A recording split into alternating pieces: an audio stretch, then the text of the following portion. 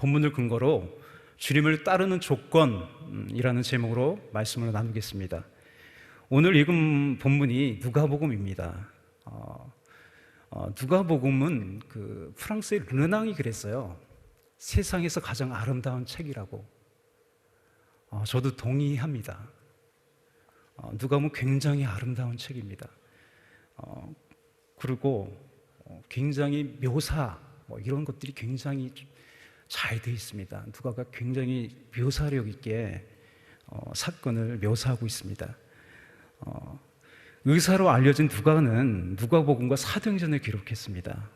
두 권은 한 권의 책으로 상하로 이렇게 나눈 겁니다. 그래서 보통 이제 누가행전이라고 합니다. 누가행전은요 어떻게 기록되냐면 예수님의 어떤 구원의 여정, 또 그 뒤로 이은 어떤 사도들이 성령으로 충만해가지고 땅끝으로 가는 여정을 이렇게 서술했어요. 그렇게 기록했어요. 여정을 기록했어요. 예수님은 그 길을 가셨어요. 예수님은 그 길을 가셨어요. 우리도 그 길을 가는 사람입니다. 우리는 그 길 끝이요, 사랑하는 주님을 온전히 만나는 날인 것을 우리가 알고 있어요. 믿으십니까? 예. 결국 우리의 믿음의 여정은요 해피엔딩으로 끝날 거예요. 아멘이십니까? 아멘입니다. 예. 본문은 누가복음 9장의 마지막 부분이에요. 그래서 누가의 서술 방식의 특징이 있는데 여러 가지 사건이 이렇게 있어요. 근데 하나의 주제로 뚜렷하게 주제를 드러내요. 누가복음의 특징이. 오늘 9장도요, 누가복음 9장도 마찬가지예요. 예수님은 누가복음 9장 23절에서 이렇게 말씀하시죠. 9장 23절 이렇게 되어 있습니다. 또 무리에게 이르시되 아무든지 나를 따라오려거든 자기를 부인하고 날마다 제 십자가를 지고 나를 쫓을 것이니라 라고 말씀하고 있습니다. 이 문장은요 가정문이 아니에요. 조건문이죠. 조건문. 예수님을 따르기 위해 조건이 있다는 거예요. 아무든지요 이 조건에 맞지 않으면 따라갈 수 없다는 것입니다. 그래서 오늘 9장 23절에서 보듯이 가장 선행되는 조건은요 자기를 부인하는 것, 또 그것이 십자가겠죠. 같은 얘기겠죠. 자기를 부인하는 것, 십자가를 지는 거겠죠. 그래서 따르는 사람이 제자입니다. 예수님을 따르는 제자도는요 신약 성경의 핵심입니다. 그래서 9장 마지막 부분인 본문을 통해 알려주는 건요, 누가가 우리에게 알려주는 것은 자기를 부인하고 날마다 제 십자가를 지고 나를 쫓는 것의 어떤 자세 또는 어떤 조건의 설명이라고 할 수 있습니다. 먼저 나를 부인하고 예수님을 따르려면 이끄시는 분이 누구인지 알아야 되는 거죠. 알지 못하는데 어떻게 주님을 따라가고 어떻게 또 운명을 걸 수 있습니까? 주님이 어떤 분이신지를 알아야 돼요. 물론 지식적으로 아는 것도 있겠지만 우리가 경험적으로 알아야 돼요. 베드로도요 그런 예수님을 경험했어요. 그런 다음에 따라가죠. 베드로의 예를 들면요, 베드로는 장모가 열병이 걸렸을 때 예수님이 고쳐주는 것을 미리 경험을 했어요. 그리고 밤새도록 물고기를 잡았지만 한 마리도 못 잡았어요. 그죠? 그곳에 예수님이 찾아오셔가지고 깊은 곳에 가서 그물을 내리라 이렇게 할 때, 그래서 베드로가 그러죠. 선생님, 내가 말씀에 의지해 내가 그물을 내리리다 이렇게 해서 그물을 내렸죠. 그죠? 그래서 그런 예수님이 누구신지에 대한 경험을 했다는 거예요. 그래서 베드로는 예수님께 다가와서요 그걸 경험하고 나서 이렇게 고백하는 거예요.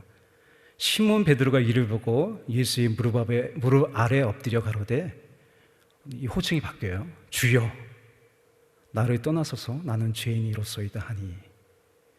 예수님께서 말씀하시죠. 예수께서 시몬에게 일러 가라사대 무서워 말라, 이제부로는 내가 사람을 취하리라 하시니 저희가 배들을 육지에 대고 모든 것을 버리고 예수를 쫓으니라 이렇게 되어 있습니다.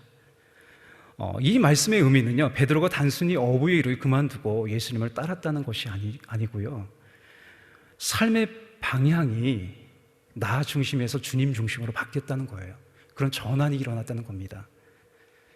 이제 베드로에게 있어서요, 예수님은 가르침을 주는 어떤 선생 정도가 아니라 퀴리오스, 주님이시죠. 우리가 나를 부인한다는 것은요, 내 길은 틀렸고 주님은 항상 옳다는 것을 인정하는 거예요. 예, 주님은 항상 옳습니다. 아멘. 첫 번째로요, 본문을 통해 할 수 있는 것은 옳은 길이라고 사람들이 인정해주고 환영할까, 이렇게 소제목을 정해봤습니다. 예수님은 공생의 사역을 쉼없이 해오셨습니다. 이제 사역의 마지막이 다가왔어요. 오늘 본문과 같이 사역의 마지막이 다가왔습니다. 예수님은 제자들에게 알려주셨듯이요, 예루살렘에서 순환이 있을 것을 이제 아셨어요. 누가복음 9장 22절에서 이렇게 말씀하십니다. 이르시되 인자가 많은 고난을 받고 장로들과 대제사장들과 서기관들에게 버림받아 죽임을 당하고 제3일에 살아나야 하리라 하시고, 그래서 오늘 본문과 같이 예루살렘을 향하여 올라가기로 굳게 결심하셨어요. 고난이 있는 줄 알고도 그 길로 가시기로 결심하신 거예요. 그래서 미리 사람을 보내 일행들이 이제 거할 숙소를 마련하게 하셨습니다. 52절, 53절이죠. 사자들을 앞서 보내심에 저희가 가서 예수를 위하여 예비하려고 사마리아인의 한촌에 들어갔더니 예수께서 예루살렘으로 향하여 가시는 거로 저희가 받아들이지 아니하는지라. 북이스라엘 사람들과 남유다 사람들은요, 지역 갈등이 있었어요. 사사 시대에도 지파 간에 어떤 문제가 있었고요, 솔로몬 이후에 이제 나라가 분열되죠. 그리고 이제 지역 갈등이 더 심해진 거는 북이스라엘이 이제 아수리에서 멸망당하죠. 그래서 그들의 이제 혼혈이 돼요. 그래서 남유다 사람들은 같은 동족이라고 생각하지 않아요. 그래서 지역 갈등이 있었어요. 그래서 사마리아인들은요, 기원전 400년경에요, 독자적으로요, 세겜에 있는 그리심산에 성전을 짓고 예배하기 시작했어요. 이것이 여러분들이 아는 그 사마리아인의 수거성의 어떤 문물가에서 여인과 만나는 그 배경이죠.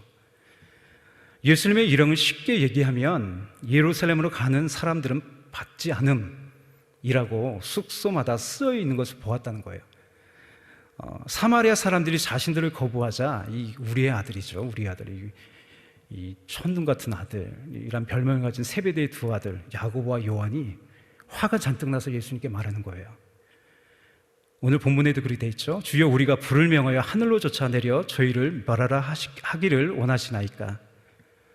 이 말하고 둘은 예수님께 혼나요. 그래서 예수님께서 돌아보시고 꾸짖으시고 함께 다른 촌으로 가시니라, 이렇게 되어 있습니다. 그런데 이런 불같은 사람도요, 주님은 변화시켜서 사용하세요. 야고보 사도는요, 여러분도 알듯이 사도 중에 최초의 순교자가 되었고요, 특히 요한은요, 다른 제자들은 일찍 순교를 했습니다. 그런데 요한은 하나님이 이렇게 오랫동안 앞에 목회를 할 수 있도록 해주셨어요. 그래서 여러분이 아시는 바와 같이 요한복음, 또 요한서신, 요한계시록을 기록했습니다. 그래서 요한복음의 십자가는 달라요. 요한은요, 자기의 동료들이 죽는 것을 아주 보았을 거예요. 아니면 그 소식을 들었던가. 요한이 증언하는 십자가는 무엇이냐면 영광의 십자가예요. 십자가에 달려 들어가는 죽는 동료들을 보고요, 와, 십자가는 영광이구나. 요한복음의 십자가는 영광의 십자가입니다. 이 사건이 우리에게 말해주는 것은요, 예수님을 따르는 것이 사람들로부터 환영과 인정을 받지 못해도 개의치 말고요, 마음에 두고 생각하지 말라는 얘기예요. 개의치 말고 그 길이 진리에게 계속 가야 한다는 것입니다. 사람들이 받아들이거나 받아들이지 않거나 상관하지 말고 진리를 따르는 거예요. 예수님이 예루살렘에 올라가는 이유는 십자가를 주기 위함이죠. 예수님이 가야 하는 길은요, 장로들과 대제사장들과 서기관들에게 버림받은 길이죠. 사람들로부터 칭찬과 호응이 없는 길이에요. 예수님은 건축자들이 버린 돌이셨어요. 하지만 그 진리의 돌이요, 하나님 나라를 세우는 머릿돌이 되었어요. 주님의 진리가 이 교회를 세운 줄 믿습니다. 우리는요, 좋은 길을 가는 사람이 아니에요. 옳은 길을 가는 사람입니다. 진리를 따르는 사람이에요. 그리스도인들의 길은요, 오직 한 길, 예수님이죠. 좁은 길로 가죠. 하지만 세상 사람들은 넓은 길, 다른 말로 하면 여러 길이죠. 여러 길로 가는 사람들이죠. 십자가의 길이 사람들에게 미련하게 보일 수 있습니다. 왜 그렇게 진실되게 사냐고 또 조롱당할 수도 있고요. 그렇지만 오직 예수님만이 진리인 줄 믿습니다. 그래서 고린도전서 1장 18절에 이렇게 되어 있습니다. 십자가의 도가 길이죠. 길이 멸망하는 자들에게는 미련한 것이요, 구원을 받는 우리에게는 하나님의 능력이라. 아멘. 예, 두 번째입니다. 주님을 따르는 것이 세상의 비즈니스, 이렇게 정해봤습니다. 57절을 보면요, 예수님의 일행들이 예루살렘으로 길 가는 중에 어떤 사람이 와서 이렇게 묻는 거죠. 예수님이 어디로 가든지 제가 따르겠습니다. 먼저 와서 이렇게 고백하죠. 예수님은 그 사람의 마음을 아시고요, 요즘 말로 하면 뼈 때리는 얘기를 하시는 거예요. 즉 예수님을 따르는 목적이 무엇인지 말씀하십니다. 이렇게 말씀하시죠. 예수님이 여우도 굴이 있고 공중에 새도 집이 있으되 인자는 머리 둘 곳이 없도다. 이 말씀을요, 예수님은 집도 없이 가난하게 살았다라고 단편적으로 이해하면 안 됩니다. 예수님의 이 답변으로 짐작하면요, 이 사람은요, 예수님을 따라오는 이 세상에서의 복과 영화를 꿈꿨을 거예요. 나도 이스라엘의 메시아로 불려지는 예수님의 일행에 속하고 싶다, 이런 거죠. 이 사람은요, 사도행전에 나오는 하나님의 능력을 돈 주고 사려고 한 어떤 시몬과 같이 예수님을 따르는 것을 세상의 비즈니스로 생각한 것입니다. 예수님은요, 나를 따르면 집 사게 해줄게 라고 하지 않았어요. 오히려 나 때문에 핍박을 받는 자가 복이 있다라고 하셨습니다. 예수님은 아무것도 염려하지 말라고 하시며 너희는 먼저 그의 나라와 그의 의를 구하라, 그러면 이 모든 것을 너희에게 더하시리라, 이렇게 말씀하셨어요. 맞습니다. 하나님 아버지는 우리가 아무런 염려 없이 살도록요, 부족함이 없도록 채우시는 분이세요.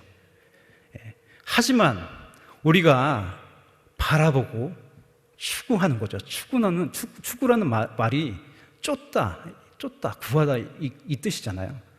쫓고 구하는, 우리가 추구하는 것은요, 하는 바는요, 그의 나라와 그의 의지 더하여 주는 복이 아니라는 거예요.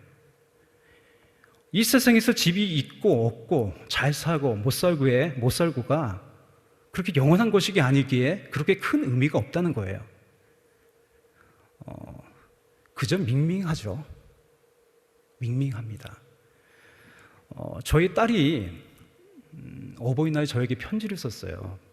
저희 딸이 24살인데 빨리 시집 가서 제가 이제 할아버지가 됐으면 좋겠는데, 이렇게 편지를 썼더라고요. 아빠는 세상 부러울 것 없는 사람이에요. 어떻게 알았죠, 우리 딸이? 제가 세상 부러울 것 없는 사람인지? 여러분 옆에 사람과 고백해 볼까요? 나는 세상 부러울 것 없는 사람입니다. 아멘. 천국을 소유한 사람이에요. 집이 있든 없든 내가 잘 살건 못 살건 밍밍한 겁니다. 우리 교단은 다른 교단들로부터 어떤 번영의 신학, 영광의 신학, 기복신앙이라는 말을 들었어요. 이 말이 다 맞는 것이 아니죠. 그리스도의 영광을 경험하지 못한 사람은 결코 십자가의 길을 갈 수 없어요. 하지만 문제가 해결되다가 병이 치료받으면 열심을 내지 않는 사람들이 있어요. 영광을 경험하고요, 치료를 경험하고 우리는 다시 십자가를 지고 주님을 따라가야 된다는 거예요. 주님의 길을 가는 사람은요, 그래서 구하죠, 찾죠, 두드려요. 구한다는 게 영어로 보면 ask입니다. ask. 묻는다는 거예요. 주님의 뜻을 구하는 거예요. 찾는 거예요. 두드리는 거예요. 우리는 그런 사람인 줄 믿습니다. 사람들이 제일 좋아하는 시편이 이제 시편 23편이죠. 많은 사람들이 좋아하죠. 왜냐하면 여호와는 나의 목자라는 말과 푸른 초장과 쉴만한 물가라는 말이 많은 위안을 주기 때문이에요.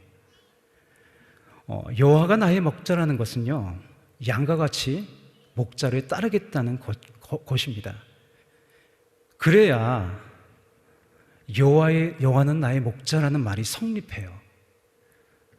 여호와가 나의 목자라면 어디에다가 우리가 액센트를 줘야 돼요? 따름에다 줘야 돼요. 따름에다가. 그래서 이렇게 되어 있잖아요. 우리 잠깐 보겠는데 우리 시편 23편을 좀 볼까요?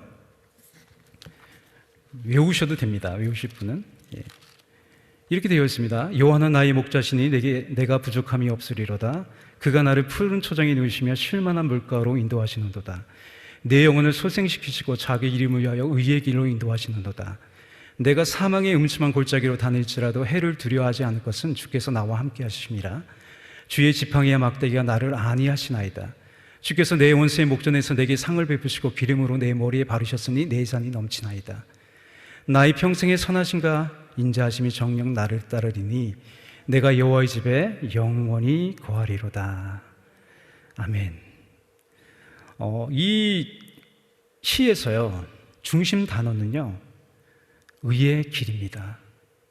쉴만한 물가 푸른 초장은 우리가 거쳤다 가는 곳이죠. 말 그대로 쉴만한 물가예요.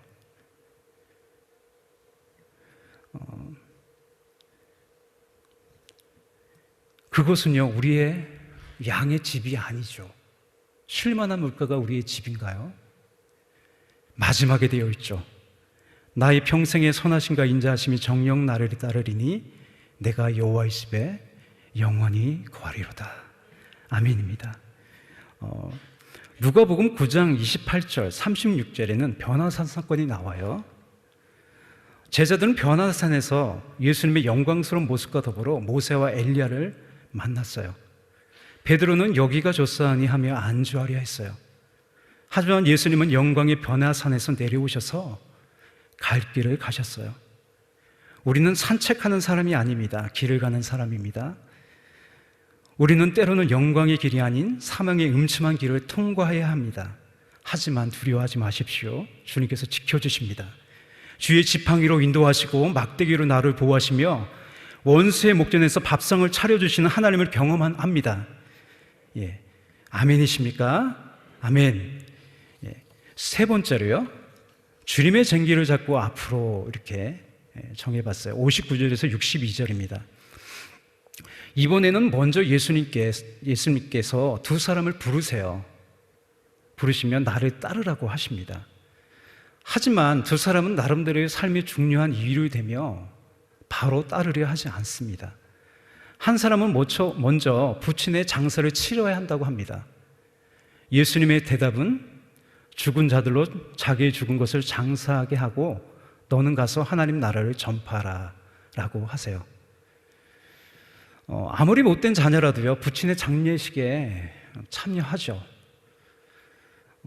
하지만 예수님은 사람들을 장례를 치른 사람을요, 어떻게 말씀하시냐면 죽은 자들이라고 표현해요.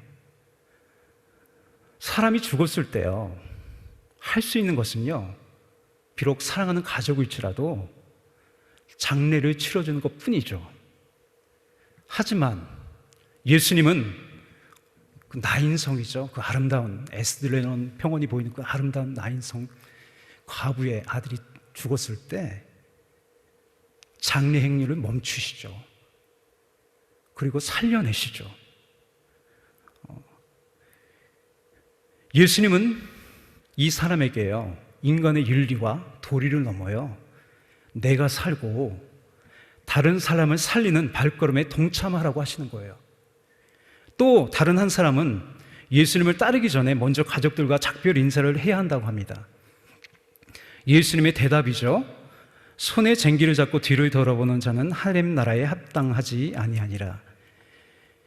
이 두 사람의 공통점은요, 주님을 따르는 것이 먼저가 아니에요. 이 두 사람이 설령 필요한 일들을 하고 주님을 따라 나서더라도요, 주님이 먼저가 아닌 사람은 도중에요, 나름대로의 이유를 대며 결국 주님을 따르지 않을 거예요. 그래서 순종에는 세 가지가 중요한 것 같습니다. 첫째는 먼저입니다. 먼저. 두 번째는 즉시입니다. 즉시. 기도해보고 내가 기도해보고 따라갈게. 따라가지 않아요, 이런 사람. 즉시 따르십시오. 세 번째는 온전입니다. 온전히. 사람들마다 어느 한계를 정해놓는 것 같아요. 이렇게. 여기까지만 내가 순종하겠습니다. 근데요, 그건 순종이 아니에요. 그 경계선을 넘는 게 순종이에요. 주님을 믿고 그 경계선을 넘는 게 순종입니다. 구약에서 하나님의 부르심에 멈춘 대표적인 인물은 아브라함의 아버지 데라예요. 데라.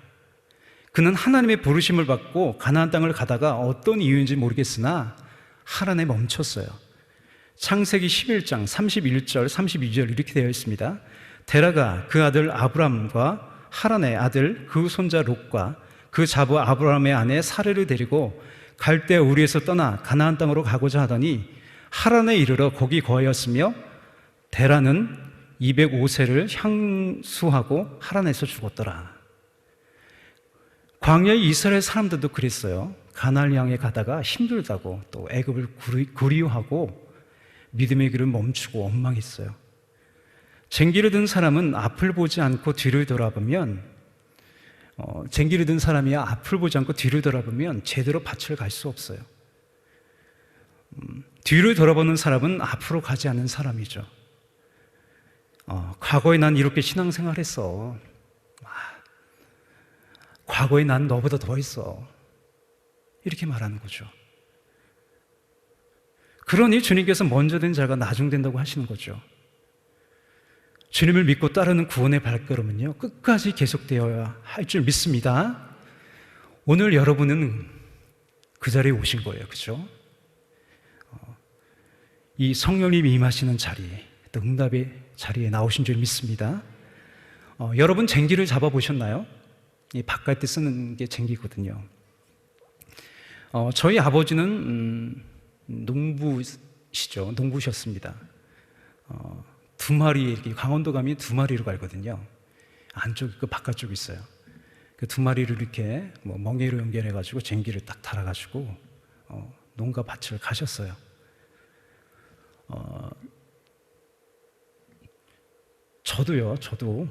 저는 소를 부릴지 모릅니다. 근데 이제 경기는 좀 운전을 했어요. 그래서 시골 다니는 우리 예전 사람들은 경기를 좀 몰 줄 알았어요. 그래서 저도 고등학교 때부터 경기로 이제 논을 갈았어요. 제가 한 번은 제가 이제 그 산 꼭대기죠. 산 거의 저희 이제 시골 집이 있는 데가 해봐야 한 300m 되는 이제 집을 졌는데 거기에 옛날에는 논이었었어요. 샘이 나와가지고 지금은 연못이 됐는데 우리 중등부 친구들이 이제 수련회 거기로 한번 갔었는데 제가 논을 가다가 경기가 이제 바퀴가 빠져버린 거예요. 그래서 아무 리도 안 되는 거예요. 그때 핸드폰이 있습니까? 뭐가 있습니까?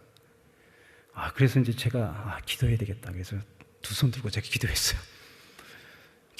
막 하나님. 근데 막 기도하고 있는데 얼마 지나지 않았어요. 웬 차가 올라오더라고요. 그 라보라고 옛날에 쬐끄만 그 트럭 있죠. 예전에 목사님이 그걸 끌고 다니셨거든요.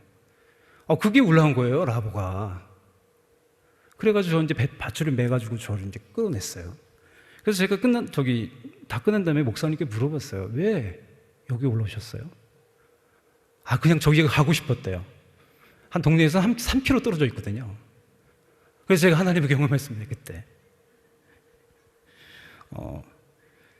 땅을 갈 때 쓰는 쟁기는요, 소가 되었던 또 엔진이 되었던 어떤 동력에 연결되어 있어요. 저는 우리가 잡고 있는 쟁기가 주님이 각자에게 맡기신 소명이라고 생각합니다. 예수는 베드로에게 내 양을 먹이라고 하셨습니다. 물론 베드로의 양이 아니라 주님의 양이죠. 또 주님의 양은 교인들만이 아니죠. 예수님이 더욱 찾으시는 사람, 눈길이 머무는 사람은요, 소외되고 고통을 당하는 사람이죠. 우리는요, 주님의 쟁기를 든 특권과 영광이 있는 사람이에요. 또 하나님은 우리를 통하여 자신의 뜻을 성취하시는 거예요. 여러분들은 그런 존재입니다. 주님은 모세에게 나타나신 것처럼 꺼지지 않는 불이시죠. 엔진이죠. 꺼지지 않는 엔진. 그래서 사도행전 보면 제자들이요, 그 엔진을 달았어요, 가슴에. 성령님이 이끄는 능력의 쟁기를 잡고요, 앞으로 나아가는 곳이 사도행전이에요. 성령님은 쟁기에 연결된 동력처럼 우리에게 하나님의 비전과 어떤 능력을 주셔요. 그리고 우리 앞서 이끄세요. 또 하늘로부터 내리는 어떤 능력의 말씀과 또 평안과 기쁨은요, 이 복음의 능력은 모든 조건을 뛰어넘게 만들어버려요. 아멘이십니까? 그래서 여러분, 주님의 쟁기를 잡고요, 성령님의 이끄심을 따라 앞으로 나아가시는 여러분이 되시기를 축복합니다. 주님이 우리와 함께 하십니다. 따라하겠습니다. 다 같이 따라가겠습니다. 주님의 쟁기를 잡고 앞으로. 할렐루야. 아멘. 제가 이 얘기만 하고 말씀 마칠게요. 한 달 전에 우리 여호사 목사님이 제주도에 가셨어요. 그래서 그때가 이제 화요일날 우리 교역자들이 다 모인 장소에서 인사를 하고 또 수요일날 가셨는데 그 화요일날 여호사 목사님이 저를 찾아왔어요. 찾아와서 이제 뭐 이런저런 얘기하고, 제가 또 방송실이잖아요. 방송실에 있어가지고 또 부탁도 하고, 그래서 여러 가지 얘기를 나누다가 제가 그 주간에 말씀을 나눈 것을 이렇게 같이 나눴어요. 어떤 말씀이냐면, 바울이 마게도냐죠. 마게도냐. 아시아로 가다가 이제 마게도냐에서 우리를 도우라는 환상을 봐요. 그래서 바울은요, 거기 잘 몰라요. 여호사 목사님하고 똑같죠. 비슷하죠. 무작정 가요. 무작정. 가서 기도하는 거예요. 기도해서 하나님 전도의 문을 열어달라고. 해변에서 돌다가 기도처를 찾다가 루디아를 만나죠. 두 아들에서 옷감을 띄워서 장수하는. 그래서 이제 루디아를 만나고 또 기도하면서 다니다가 어떤 점치는 여종을 만나요. 그래서 바울이 귀신을 쫓아내죠. 그랬더니 귀신이 떠나가지고 그거 가지고 뭐 점집, 보살집 이런 거 하다가 못하니까 이제 주인들이 신고한 거예요. 그래도 바울이 매를 엄청 맞고 옥에 갇혀요. 옥에 갇혀요. 근데 누가는 이렇게 의미심장하게 표현을 했어요.